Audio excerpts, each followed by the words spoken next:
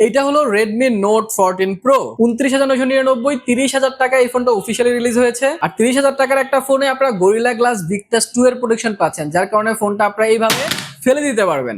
IP64 rating আছে, যার কারণে হালকা পাতলা পানির ছিটা ফোটা এটাতে পড়তে পারবে। 30,000 টাকায় আপনারা একটা কার্ভ ডিসপ্লে পাচ্ছেন, যেটাও দেখতে কিন্তু চমৎকার। আর ডিসপ্লের কোয়ালিটি ভালো হয় এন্ড H2H ডিসপ্লে হয়। যখন আপনারা কিছু দেখবেন বা স্ক্রল করবেন সেটা কিন্তু আপনারা অনেক বেশি মজা পাবেন। আর 120 এর যে রিফ্রেশ রেটের জন্য সেটার এক্সপিরিয়েন্সও কিন্তু অনেক ভালো ছিল। কিন্তু 30,000 টাকার একটা ফোনে আপনারা G100 আলট্রা চিপসেট পাচ্ছেন, যেটা 30,000 টাকা তো অন্তত ডিজার্ভ করে না। যে প্রসেসরটা 30,000 টাকায় তারা না দিয়ে আরেকটু ভালো চিপসেট কিন্তু তারা দিতে পারতো। কিন্তু 30,000 টাকার নিচেই এটা আনঅফিশিয়াল ভার্সনে 5G থাকলেও এই ফোনটা কিন্তু 4G। তার সাথে এই ফোনটাতে আপনারা 45 ওয়াটের ফাস্ট চার্জিং পাচ্ছেন, কিন্তু এই বাজেট অনুযায়ী অন্তত 65 ওয়াট তো আমরা আশা করতেই পারি, কারণ 67 ওয়াট অলরেডি Realme 12 এ কিন্তু আপনারা পাচ্ছেন। আর 30,000 টাকার একটা ফোনে আগাগোড়া পুরোটাই প্লাস্টিক, পিছনে অন্তত গ্লাস ব্যাগটা দিলে এইটার যে লুকসটা এন্ড এটার যে ফিলটা সেটা আরো প্রিমিয়াম হতো। তারপরে যদি এই ফোনটার খুঁটিনাটি সবকিছু আপনাদের জানতে মন চায়, তাহলে এই ফোনটার একটা ফুল রিভিউ আমি করে রাখছি, সেটা দেখতে চাইলে কমেন্ট সেকশনটা চেক করেন, সেখানে লিংক দেওয়া আছে।